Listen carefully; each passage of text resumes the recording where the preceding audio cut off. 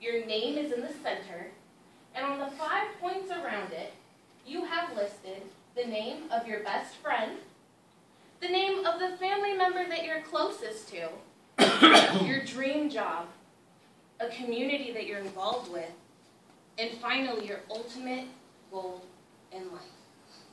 Here are my stars. Now, before I continue, I want you all to imagine yourself with one of these colored stars, whether it's blue, my favorite color, purple, orange, or red. Imagine your name in the center, and imagine those 5 points filled in. Your best friend, the person in your family you're closest to, your dream job, a community that you're involved with, and finally, your ultimate goal in life.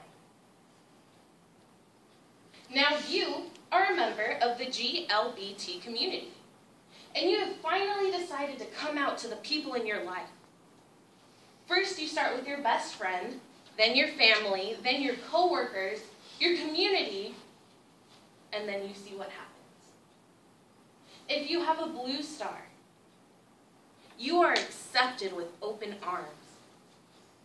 Your support network stays behind you the whole way through, and you achieve your life's dream. If you have an orange or purple star, you're met with hesitancy. Some people leave you. Some people leave you permanently. But for the people left on your star, they'll eventually come back around. And one day, you might get to achieve your life's dream. But if you have a red star, everyone leaves you. You are met with rejection and disgust.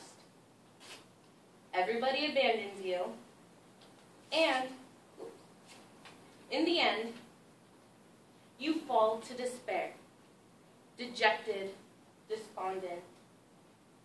You rip up what remains of your star, your dreams, finally your name, and let the pieces fall to the ground.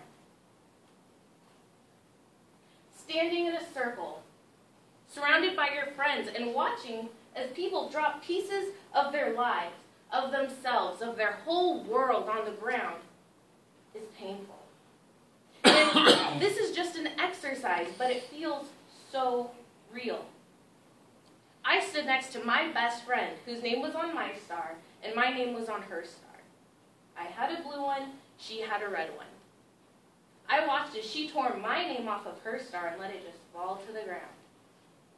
All I wanted to do was pick up her red pieces at the end and just tape them back together and say it's all going to be okay, it's just an exercise. I wanted to turn her red star blue. That's all.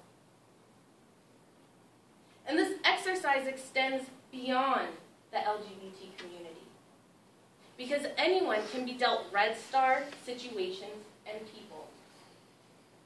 Consider someone with a disability, someone with a psychological disorder, mental illness, someone who's homeless, someone who is chronically unemployed due to the recession, a young person involved with gangs.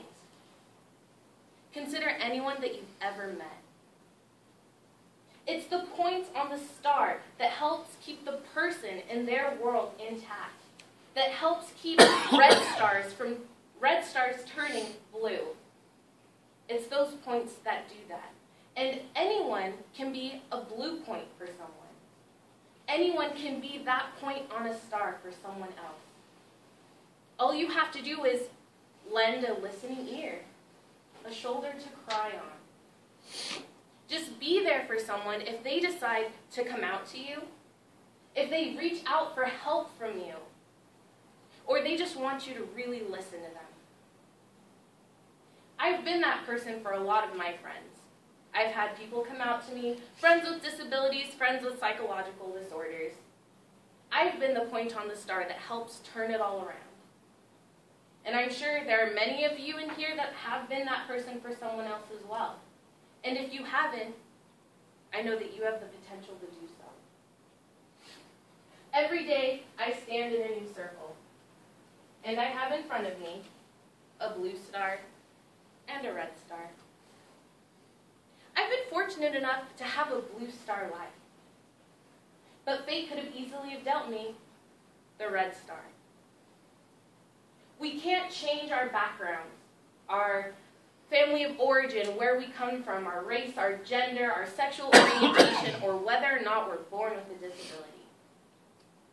But we can choose how we treat one another and people from the same predetermined boat. We can treat each other with kindness, respect, and dignity.